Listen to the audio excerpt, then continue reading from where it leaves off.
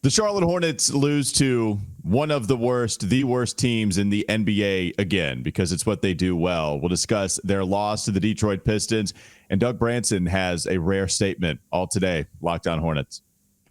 You are Locked On Hornets, your daily Charlotte Hornets podcast. Part of the Locked On Podcast Network, your team every day. In a minute, cuz we live.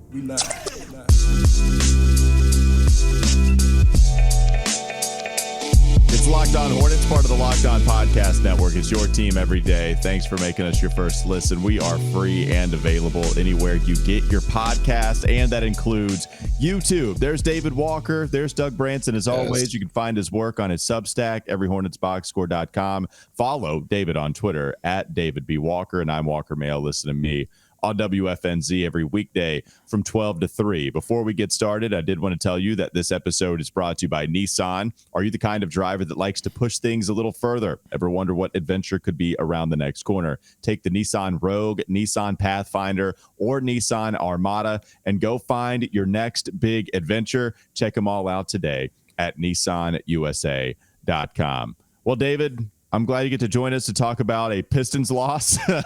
Yes. Look at that. You are delirious, my friend. You are smiling ear to ear. You are delirious. You are smiling through the pain, and we appreciate it. Having watched the Hornets lose to Detroit, yes, for a third time this year, they lose this time, 114-97. No, Detroit, you'd think would be just what the doctor ordered for your offense. Same thing with Washington, by the way. But no, the offense was putrid, as it's been for quite some time. And yeah, they allowed 114 defensively to Detroit. David, the good feelings, they're all washed away. We tried to hold on to them for as much as we possibly could post-trade deadline. It's just not working out again.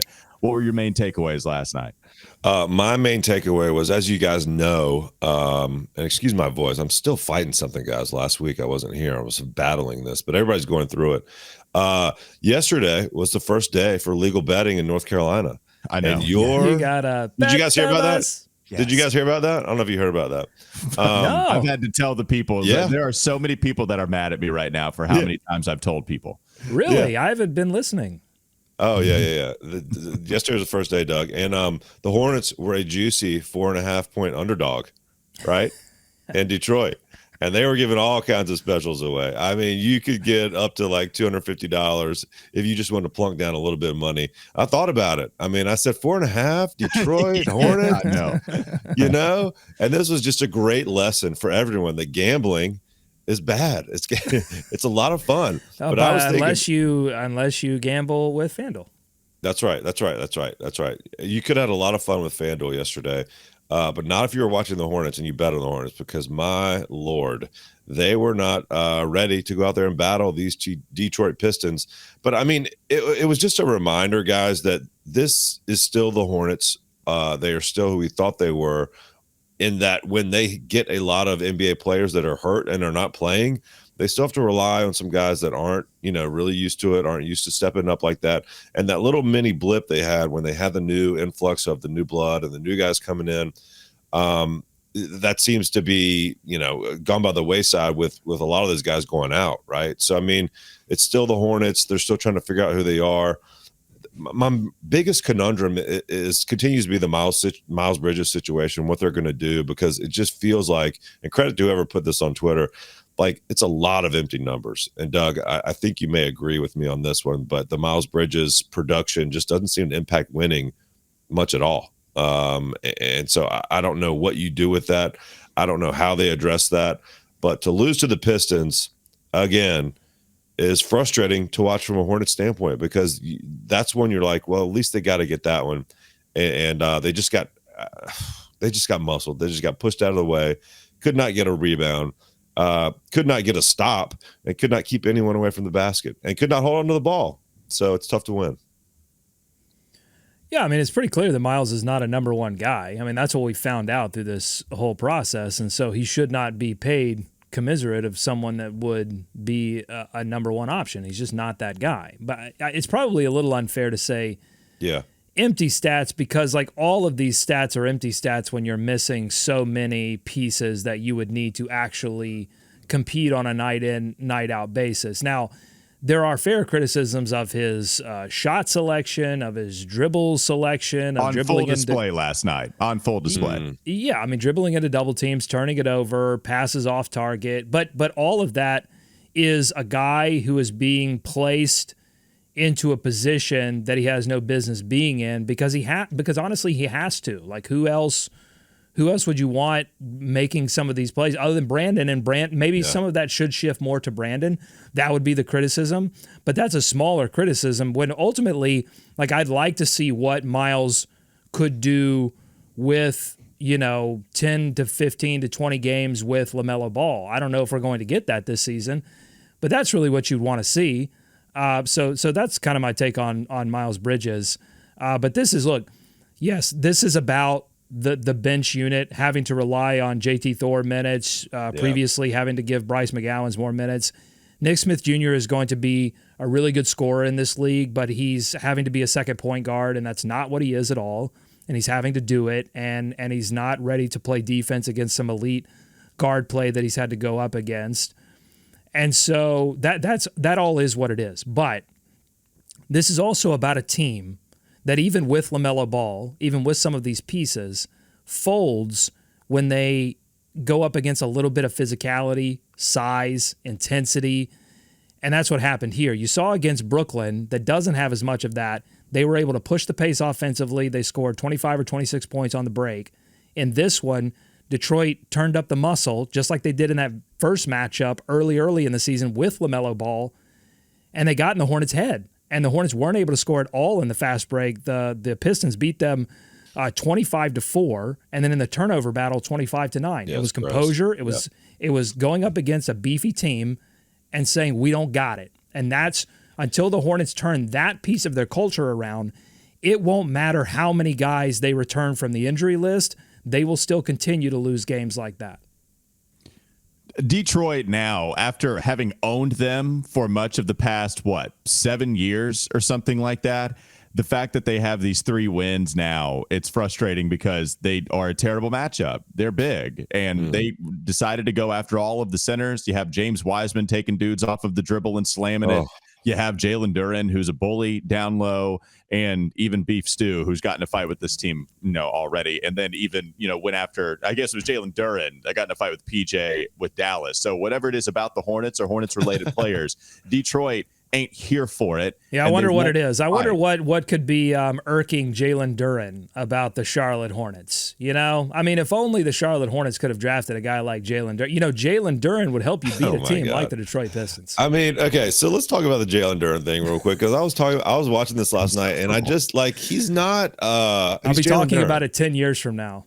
Yeah. Well, he's Jalen Duren, but I mean, is he changing the trajectory of your franchise at this point? I mean, no.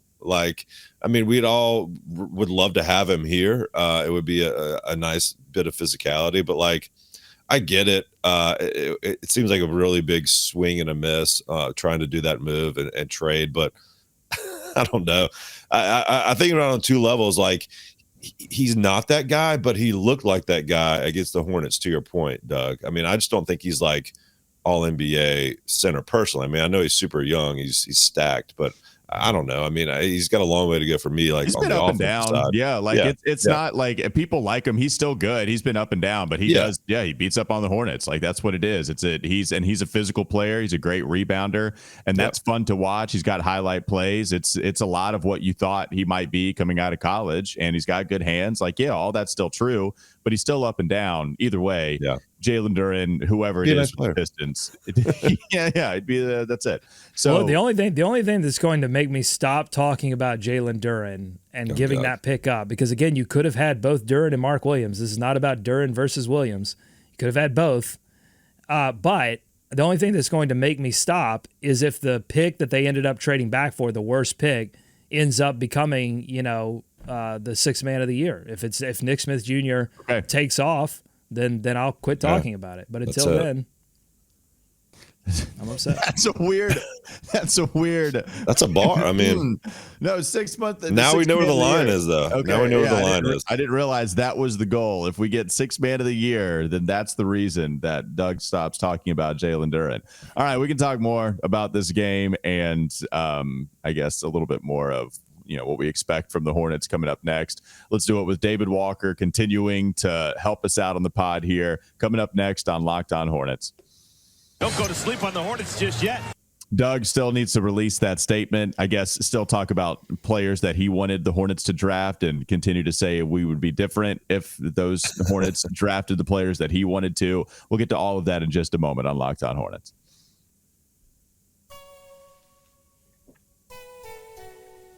Before we do all of that, I did want to tell you that this episode is brought to you by BetterHelp. Sometimes we all need the opportunity to get something off of our chest, big or small. Certain things can really start to get to you, and it's important to let that out, especially to someone who's unbiased on your life. Therapy can be different for everyone, and most of us have bigger problems than our favorite sports team, and it's important to get things off of your chest every once in a while. If you're thinking of starting therapy, then give BetterHelp a try. It's entirely online. It's designed to be flexible and suited to your schedule, so you can visit BetterHelp.com/LockedOnNBA to get 10% off your first month. That's BetterHelp, HELP. Visit BetterHelp.com/LockedOnNBA, and you can get 10% off of your first month. More Locked On Hornets ahead. All right, we're going to take a brief break from that game against Detroit, but as I mentioned at the beginning of the show, Doug has a statement prepared for a couple of things that he got wrong yesterday, and people let him know about it for sure. And so now Doug has a response to the people that caught him and anybody else that might be affected by his wrong statement yesterday. Doug, what do you have for the people? Yeah, this was just to let everyone know the context of this. We were discussing Pokuševski's debut for the Charlotte Hornets. We praised Pokuševski in that segment. But we got a few of our facts wrong. I don't want to say we. I don't want to rope Walker into what I'm about to do here. I got some facts wrong, and I've got to set the record straight. So if we could bring the camera in close. Thank you. Yeah, no problem. Yeah. The people of Serbia are a proud people, and they deserve our respect. Yesterday on the show, I said two things that were very offensive to them. Number one, I said that there are only 3 Serbians playing in the NBA. That was a gross miscalculation. There are, in fact, 6 players of Serbian descent in the NBA. Nikola Jokic, Boban Marjanovic, Bogdan Bogdanovic, Aleksej Pokuševski, Nikola Jovic, and Vasilije Micic. I'm well aware that Serbia has a long history in the NBA, dating back to Hornets legend Vlade Divac, Peja Stojakovic, Vladimir Radmanovic, Igor Rakosevic, Željko Rabracha, Nenad Kristic, Milje Ilic, and Darko Milicic, among many, many more.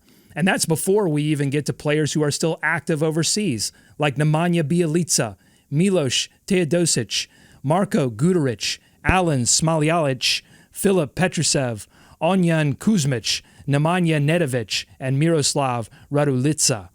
Second, in my haste to bring a disgruntled superstar to the city of Charlotte, I incorrectly identified Luka Doncic as Serbian. He is, in fact, Slovenian. I insulted 2 nations. The Slovenian people are a proud people, and they deserve our respect.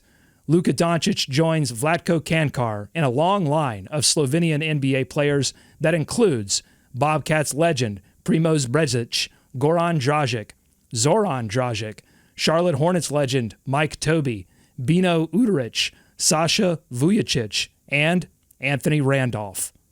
In closing, I apologize. Whoa. It's different. Wow. Okay. Thank you, Doug. For nothing. Oh, there it is. Yes. Okay. Yes. I have a baby, and that baby has poisoned me. As you can tell, my voice poisoned me with a stomach bug followed by a cold. I'm fatigued. The fact that I'm on the air praising my Balkan bees, my Balkan bros, should be enough for you. Okay? Also, Luka Doncic's father is of Serbian descent, so I was half right anyway.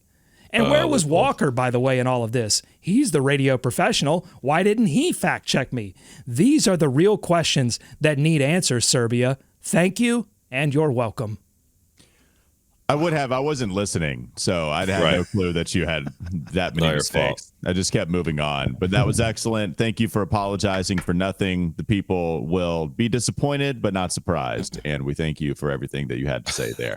David, did you have any comments on what Doug has to say? Do you think like that was an appropriate statement for the people? I mean, listen, I thought we had an actual apology coming out, but we were as close as I think we're ever going to get, folks. So just take that for what you will. And, certainly well researched, but Doug, I, for one, don't blame you at all. Well, I think you could even say that I did it on purpose just to make sure that people from Serbia were checking us out on YouTube. That was actually me just fishing to make sure that people were listening. So really, I didn't get anything wrong. David, what did you think about the debut of Pokuševski, what he's bringing to the team, what potentially he could bring to the team as part of this Balkan bro connection with him and Micic? Balkan bros. Yeah, I thought he might be in that, or I guess there was rumblings of him being in that trade originally from the OKC Thunder. So it's good on the Hornets for waiting it out and getting more OKC Thunder scraps. I think it's another NBA rotation player they can throw in there. I've liked what I've seen from him thus far, but again, like they've got to get the rest of their guys back. But I think he's an interesting piece to at least take a look at, right? I mean, you've got to continue to get those guys on the court, kind of in the system, and see how they fit. He had a couple breakaways last night. He's certainly not going to be anyone that jumps over people out of the gym. He had one. Got away from him a little bit. He had one good one that Brandon Miller, he leaked out and Brandon Miller found him wide open. And then the second one, there were two Pistons there waiting for him on that leak out. They learned their lesson and he sort of fumbled it up in the air. So, there was some good and some bad. Not bringing any contact. Not bringing in physicality. He's not going to add the physicality we're looking for. Yeah, it was terrible to watch, to be honest with you, with that play. It was a layup, and it didn't even look like the Pistons came there with bad intentions. It just seemed like they were there to defend the rim, and Poku did not give them a shot to bring those bad intentions, and instead he just threw the basketball up in the air. Yeah, but like he's a guy that like has had a spurt. He's had a moment or two, like in the league, like and for OKC, like a couple week run, or he's had spots where he's been impactful in games. Like that's what the Hornets should be trying to bring in at this point. If they can get scraps from somewhere else, maybe they find a diamond in the rough, or maybe they find someone that's been cast off from their previous spot. So like obviously there's nothing wrong with it. But is it how they're going to build some of their depth? Maybe. So I was kind of a fan of the move, but it's just another piece they're just trying to build, I think, a foundation on. So yeah, good on them. All right, you got something else, Doug, real quickly before we move on? I've got a question for both of you gents. So I wrote this in Every Hornets Boxscore. This was a 6-game and 10 contests that the Hornets failed to reach the century mark. They have not scored 100 points in 6 of those 10 contests. So the offense is obviously struggling. A lot of that is the bench unit and the guys that they've lost and the guys that they're having to start. Because, I mean, if you look at this Detroit game, right, it was about the bench, but it's also about the fact, and Clifford even mentioned this after the game, like the start to this game and even the start to the win against Brooklyn and the start against the Wizards was awful by the starters. They're not – look, if you're going to have a bench full of G League, not even all-stars, just G League players, right. Then – and I don't mean that disrespectfully. That's just sort of reality, right? If you're going to have that, then you got to build a lead to lose it. You can't go 13-12 against the Detroit Pistons, them having a 1-point lead in the first 6 minutes of that game. So that's one thing. But the thing that I wanted to ask you was that Brandon Miller has shot 30% or under from 3 in his last 3 contests and in 7 of his last 9 games. David, are you a little bit worried about Brandon Miller's shot going away from him? No, I mean, you have to be expecting at some point from a rookie. I think at this point, there was talk of him maybe bypassing the rookie wall or stepping around it. I just think that's he doesn't tough to believe do. in it. Right. Well, then if he doesn't like believe dinosaurs, round earth theory, people don't believe in that stuff. I'm not saying Brandon doesn't believe in that. I'm sure he does believe in that. Well, I'm not sure. We haven't asked him about it. I think Walker, you should ask him about it.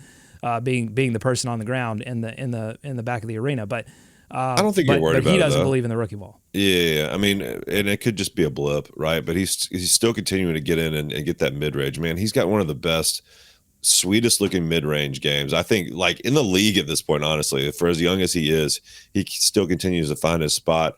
I like, we've talked about his fieriness in the past, and you saw a little bit of that last night. Got a technical on a play that he felt that he took some contact on and made a basket, and he was correct. He did take some contact.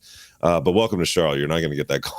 Welcome to Charlotte, but welcome to the current iteration of the Hornets, right? Because I think that's a good point, David. He's taking a lot of contact. He's taking a lot of defensive heat right now, even more so than Miles Bridges. He's getting more attention from defenses than any other player, and they only have one point guard. I mean, that's, to me, and I don't know, Walker, if you agree with this or not, but to me, you look at that stat I just gave you, 30% or under from three in 7 of his last 9, and I'm going, let's get LaMelo Ball back. Like, let's get some point guard. Not even LaMelo Ball, but even just a secondary playmaker on this squad, because his shots aren't as good as they were earlier in the season. The idea is that Brandon can be that takeover guy. It's not going to happen in year 1. So we'll see how he is able to handle all of that defensive pressure as he moves up in the NBA. Good experience. With this terrible team right now, with a lot of guys that are injured, where you have different players that are in and out, you can't even develop chemistry with the players that aren't very good right now. Can't even develop chemistry with them. No, not worried about it whatsoever. It's 3-game slump now. Like, the sample size, at least over the last month, probably has favored more so bad shooting from beyond the arc. Maybe not month, but like 2 weeks. But we know Brandon Miller's stroke is so pure. I'm not worried about it at all. Yeah. All right, we have one more segment to go. Coming up next on the Locked On Hornets podcast. Don't go to sleep on the Hornets just yet. We'll give our final Pistons takes and then hear what David thinks about Jeff Peterson after making the media tour. We'll get to that in just a moment on Locked On Hornets.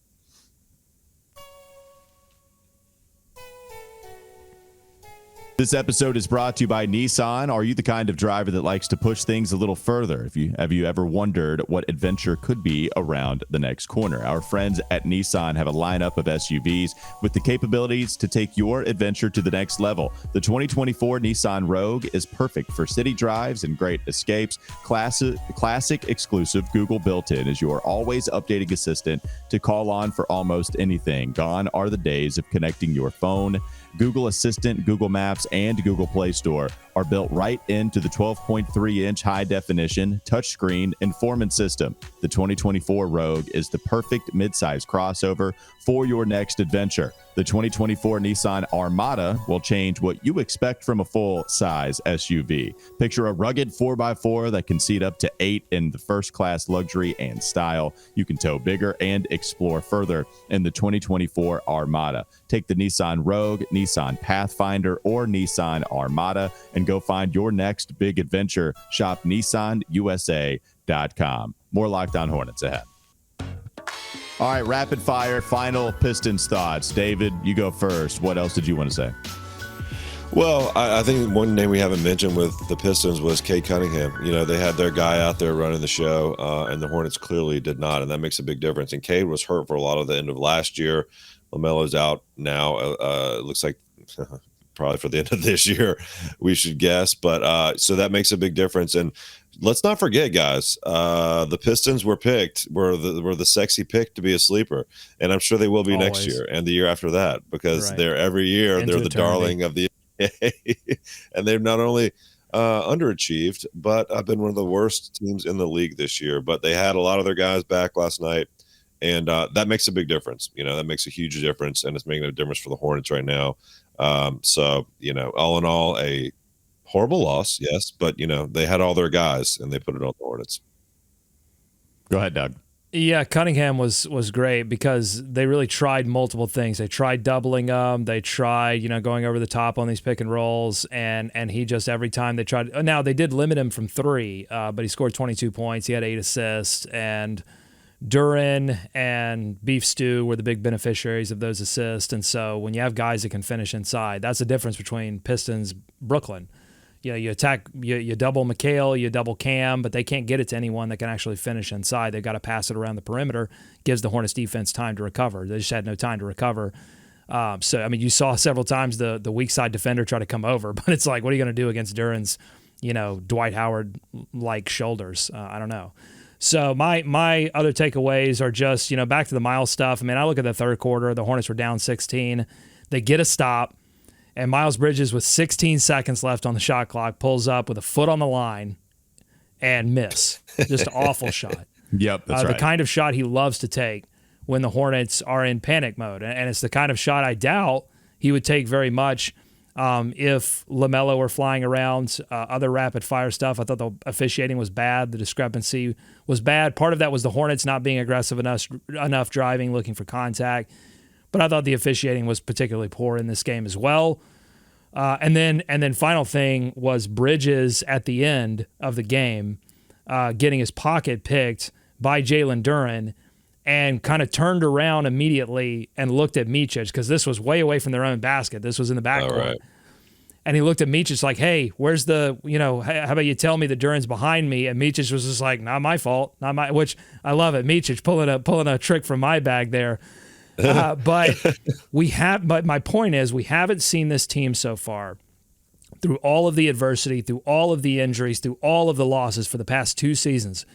We have not seen this team come apart visibly. Now, maybe it's happened behind the scenes a couple of times, but we've not seen it on the court. This was the first little glimmer of, frustration starting to boil over. We'll see if that continues.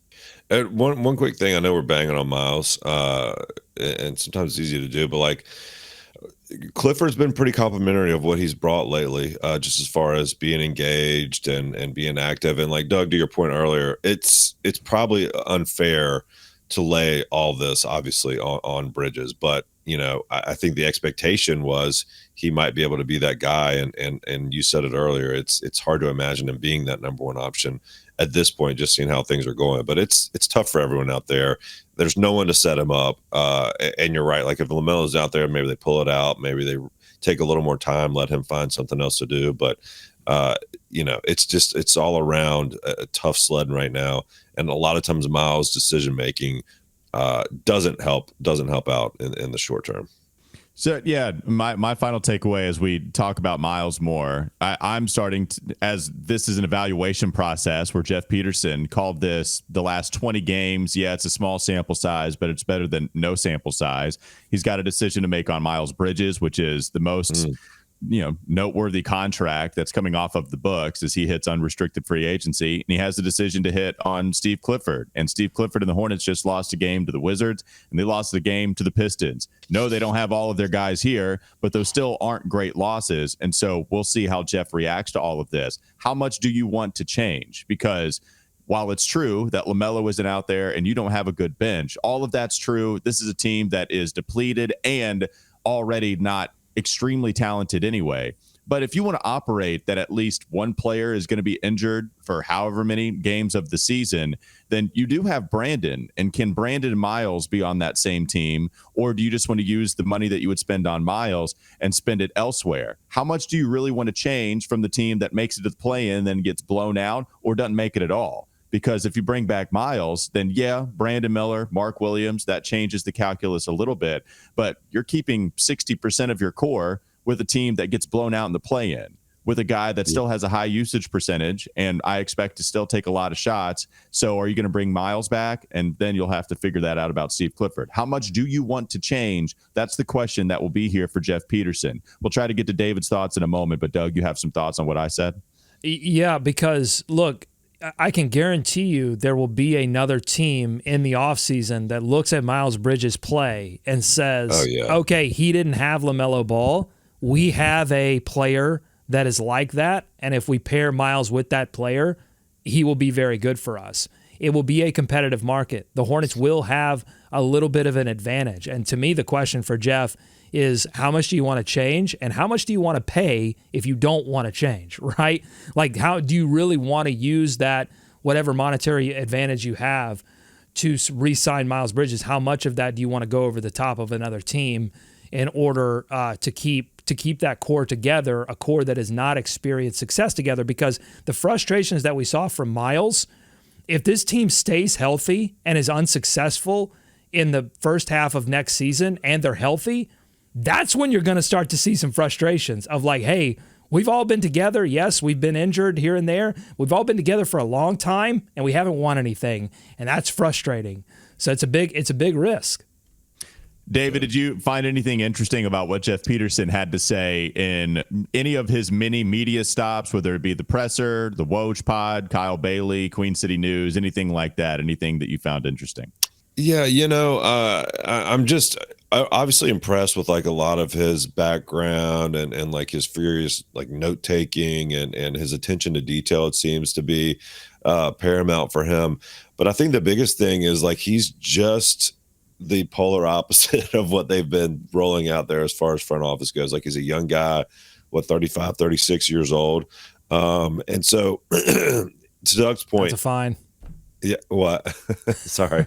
To Doug's point, he's just got that. The decisions are mounting, and like it's fascinating to me how he's going to analyze the Brandon and LaMelo, like that conversation seems to be popping up more and more, and they got to be moving forward with the thought that they're both going to be here. But how he's going to build this team, how he's going to analyze any of the depth that he's got is the thing that's the biggest question for me. But I just think, getting new blood in there, getting some new conversations around this team and its leadership on the bench as well. It's going to be a fascinating offseason for him. Within the national media, there doesn't even seem to be a debate anymore about whose team this is. Everyone seems to be quickly just moving to like, nope, this is Brandon Miller's team. You've got to operate like that. So it'll be really interesting to see what happens when LaMelo Ball is fully healthy, he comes back. And he didn't exactly come into the league wanting to immediately be a leader. Scoot Henderson was talking that game, coming into the draft period. He wanted to come in and immediately be a leader. That wasn't LaMelo Ball's attitude. And there was a lot of giving the keys talk between Terry Rozier and LaMelo, but it didn't seem like LaMelo was like super eager to like take that reign. So it might be a relief to him, in fact, if Brandon Miller comes in like he has and says, look, I'm a young leader on this team. It could just give a little cover for LaMelo, I think, and allow him just to do what he loves to do, which is go out there and play the game free of some of those thoughts. Yeah, and I wonder what else. The Panthers went through this, like when Cam Newton came in, they tried to clean out the locker room. And one guy they moved on from was Steve Smith because he was a loud voice. He might have been here for a long time. And I think the thinking was at that point that it was going to be tough for anyone new to come in and take over the locker room with that presence there. Now, the Hornets have never really had a vocal presence, but they've certainly had somebody in it, Miles Bridges, who has been an overhanging presence for the franchise and the organization for a long time. And it feels like he is part of the organization now. So that's going to be a question, I think. Do they want to give the keys fully to these young guys and Brandon Miller and LaMelo and get a fresh start? Because that's going to be the next question. Do you pair him with a new coach? You got a new front office guy. So yeah, a lot of things to figure out.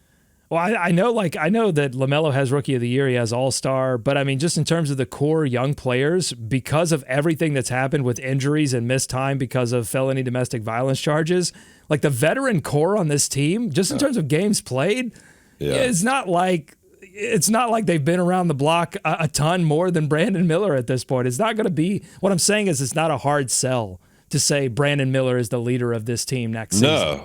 No, but can you do it with some of those guys still in the locker room? You know what I mean? Can you do it if Miles is still there? I don't know. We'll see. I mean, LaMelo's 22, Brandon's 21. It's not that big of a difference. There's a difference NBA experience-wise, but only 1 year of difference age-wise, and I think that can come into play for sure. That'll do it for Locked On Hornets. Thanks for making us your first listen. There's David Walker joining us as he does usually every Tuesday. You can find him on Twitter at David B. Walker. There's Doug Branson. Find more of his work on his Substack, everyhornetsboxscore.com. If you're interested in Panthers free agency, you can listen to me, Walker Mail, today on WFNZ from 12 to 3 p.m. And we'll sprinkle in some Hornets talk in there as well. WFNZ.com. Yes, everybody's reaction was correct. It was correct about Panthers free agency. Have a great rest of your day. Thanks for making us your first listen. We'll be back with you tomorrow.